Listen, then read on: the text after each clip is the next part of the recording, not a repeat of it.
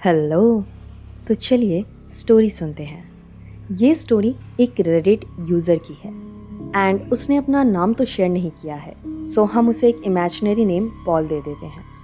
हाय, मेरा नाम पॉल है और प्रेजेंट टाइम में मैं पैराडाइज मॉल में एज अ सिक्योरिटी गार्ड की जॉब कर रहा हूँ और ना चाहते हुए भी मैं एक ऐसे हॉरिफाइंग ट्रैप में फंस गया हूँ कि मुझे समझ नहीं आ रहा कि बाहर कैसे निकलूं। कुछ हफ्तों पहले तक मेरे पास कोई काम नहीं था, लेकिन इससे पहले मैं एक बार में काम करता था, बट अनफॉर्चुनेटली मुझे वहाँ से निकाल दिया गया। मैं एक बहुत छोटे से शहर में रहता हूँ, लेकिन कुछ साल पहले यहाँ पर कुछ बड़ी कंपनी के लोग आए और उन्होंने ढेर सारी ज़मीन खरीदी और उस पर एक मॉल बनाना शुरू किया जिसका नाम है paradise mall.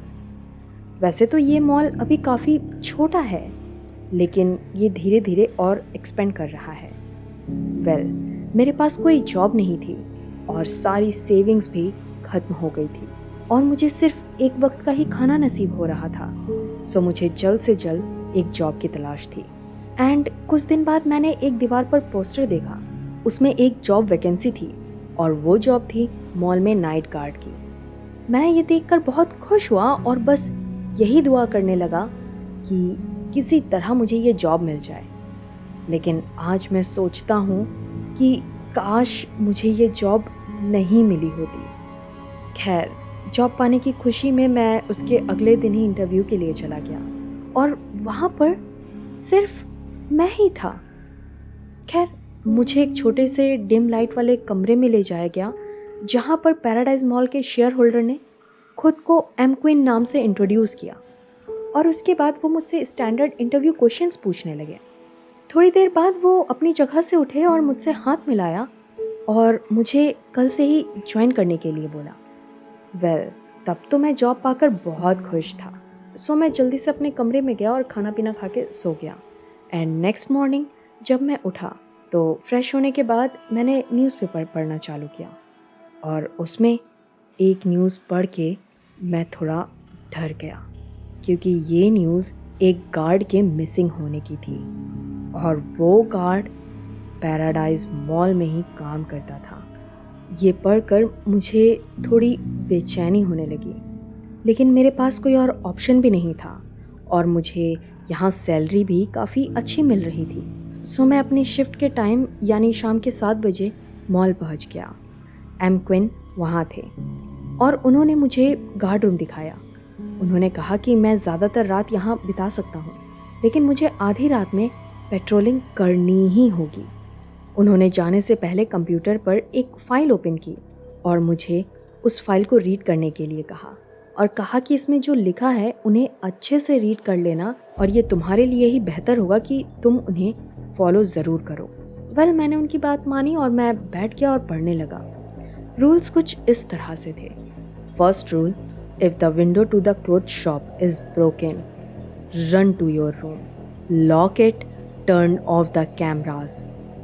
Do not look at the mannequin's face. Second rule, do not leave the building under any circumstances. Trust us. Whatever is outside is worse than what's inside. Third rule, if you are on patrol and you hear music playing, stick your finger in your ears. Do not cover your ears.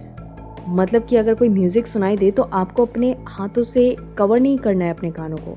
कानों के अंदर उंगलियां डालनी हैं ताकि बिल्कुल भी music सुनाई ना दे। Fourth rule, if you hear screaming from any door, kindly use the shotgun under your table and shoot whichever door the sound came from. Do not return to your room until you finish the patrol, unless it's the clothing shop. If it is the clothing shop, run and hide in your room. Fifth rule, if the incident name in Rule 4 occur, Rule 1st will most likely follow. Do not interfere with the mannequins. Sixth rule, if the light goes out, it is simple. Just pray and hope the light come back. These rules are subject to change enjoy your stay at paradise mall. Well, ये rule कुछ ज़्यादा ही weird थे और मुझे भी लगा कि कोई शायद मेरे साथ मजाक कर रहा है। खैर, मैंने चेक करने के लिए टेबल के नीचे झांका तो मैंने देखा कि वहाँ पर सच में बुलेट से भरी हुई एक बंदूक रखी हुई है। I mean, ये कैसा कोई मजाक कर रहा है, और बंदूक भी असली थी। खैर, मैंने इसको इतना सीरियस नहीं लिया, मैंने इग्नोर किया और उसके बाद मैं कैमरास चेक करने लगा एंड देन मैं फिर थोड़ा सोने की कोशिश करने लगा क्योंकि पेट्रोलिंग पर जाने के लिए अभी काफ़ी टाइम था। जब मैं सोने के बाद उठा तो मैंने कैमरे में देखा कि मॉल पूरा खाली हो चुका है, सारे लोग जा चुके हैं क्योंकि आधी रात हो चुकी थी और मुझे पेट्रोलिंग पर जाना था। लेकिन पता नहीं क्या हुआ कि मुझे ऐसा लगा कि मुझे उस गन को अपने साथ लेके जाना चाहिए। अंदर से बस एक ऐसी गट फीलिंग आ रही थी।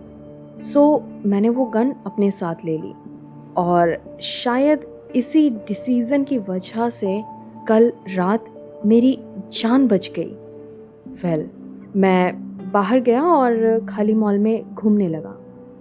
मुझे बहुत अजीब सा लग रहा था क्योंकि वहाँ बहुत खामोशी थी, बिल्कुल शांत, सिर्फ मेरे पैरों की ही आवाज़ आ रही थी। तभी अचानक से बहुत तेज चीखने की आवाज़ आने लगी, जैसे कोई करहा रहा हो, मतलब कि गुस्से में और दर्द वाली आवाज़ सब मिक्स्ड हो। The sound was coming from a janitor closet. मैं धीरे धीरे उस आवाज़ की ओर बढ़ने लगा और पता नहीं तब कैसे मेरे अंदर डर गायब हो गया था। जैसे जैसे मैं उस आवाज़ के करीब जाने लगा, धीरे धीरे वो शोर शांत होता गया। जितना करीब मैं पहुंचा उतना वो बिल्कुल शांत हो गया। जब मैं उस दरवाजे के बिल्कुल पास पहुंच गया था तब वो आवाज़ भी बिल्कुल बंद हो गई थी। लेकिन तभी अचानक से उस दरवाजे से भड़बड़ाने की आवाज़ आने लगी, मानो वो इस दरवाजे को तोड़ना चाह रहा हो और वो दरवाज़ा भी टूट के बाहर आ जाएगा।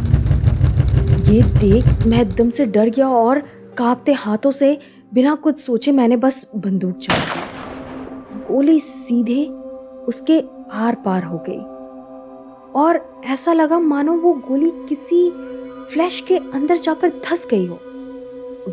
ये सब जब हुआ तो मेरा दिमाग काम करना बंद कर दिया और मुझे लगा कि मैं गार्ड रूम में वापस चला जाऊं और मैंने अपने कदम पीछे लिए। लेकिन तभी मुझे वो रूल याद आया कि जब तक पेट्रोलिंग पूरी ना हो जाए मुझे कमरे में वापस नहीं जाना है।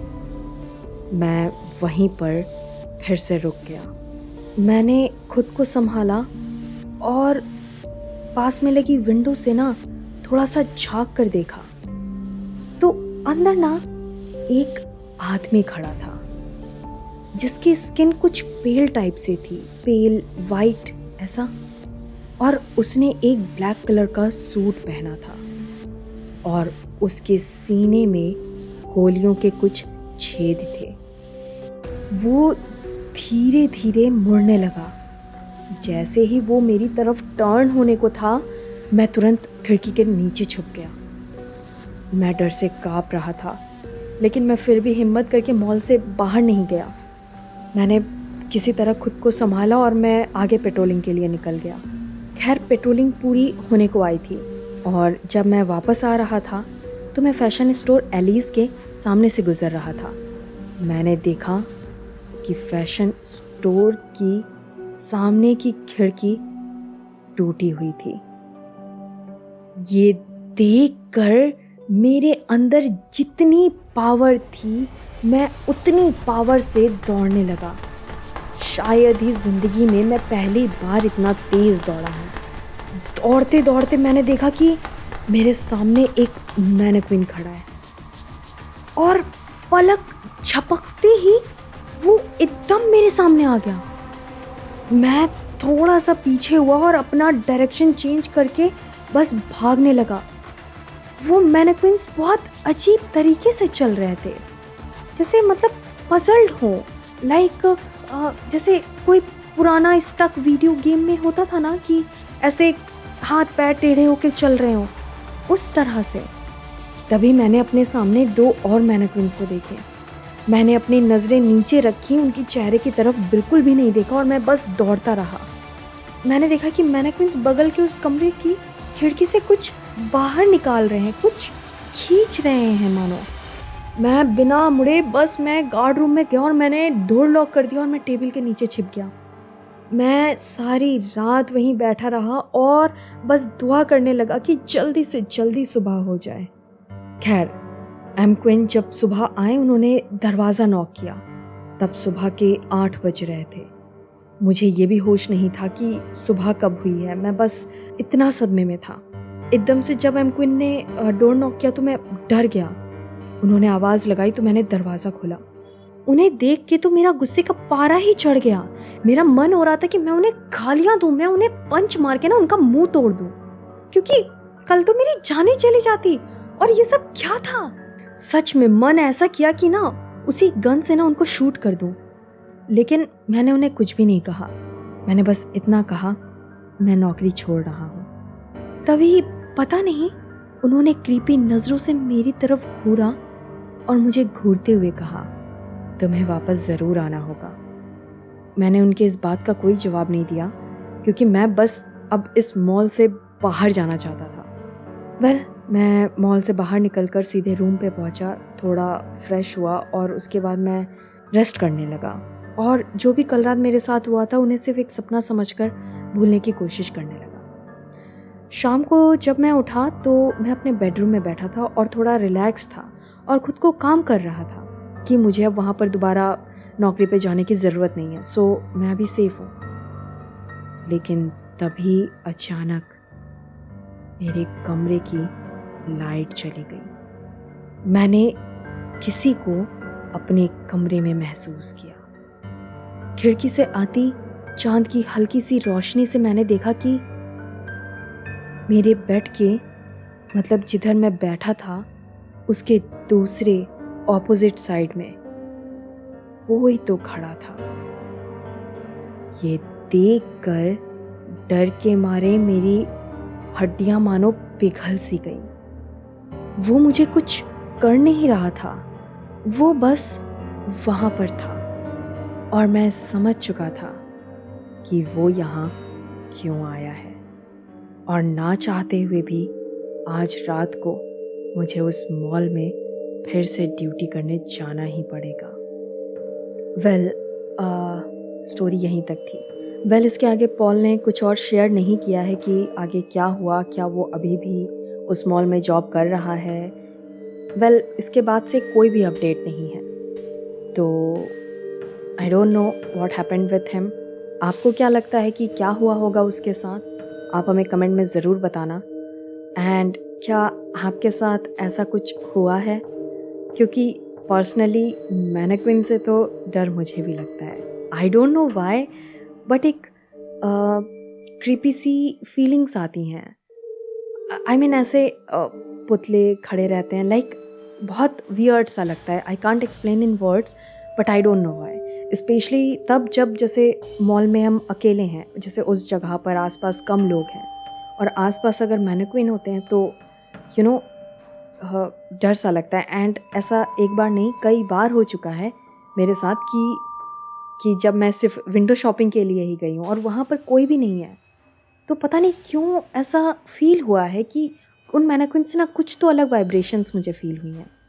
आई डोंट नो वो मेरा सिर्फ वहम है या क्या है, बट मुझे थोड़ा वियर्ड लगता है। सो मैं अगर कभी क्लॉथ स्टोर भी गई हूँ तो उस साइड बिल्कुल नहीं जाती जहाँ पर लोग नहीं होते। तो इवन चेंजिंग रूम में भी आसपास अगर कोई गार्ड है तो ही मैं जाती हूँ, अदरवाइज़ तो बिल्कुल भी नहीं। सच ऐसा कुछ हुआ नहीं, लेकिन क्या आपके साथ ऐसा कुछ हुआ है और आपको क्या लगता है? आप हमें ज़रूर अपनी बात शेयर करिएगा। और क्या आपके साथ कभी भी कुछ ऐसा इंसिडेंट हुआ हो जिस पे आपको तो लग रहा हो कि ऐसा हुआ है, लेकिन फिर आपको लगता है कि नहीं, ये आपका वहम है? क्या ऐसा कभी कुछ हुआ है? तो आप हमें अपनी बात कमेंट में बता सकते हैं। और अगर आपके पास भी कोई स्टोरी है तो डिटेल में आप उसे हमारे साथ शेयर कर सकते हैं। आप हमें अपनी स्टोरी मेल पर भेज सकते हैं। डिस्क्रिप्शन में आपको मेल आईडी मिल जाएगी। तो आज के लिए बस इतना ही। होप सो आपने ये स्टोरी एंजॉय करी होगी। Take care and bye bye.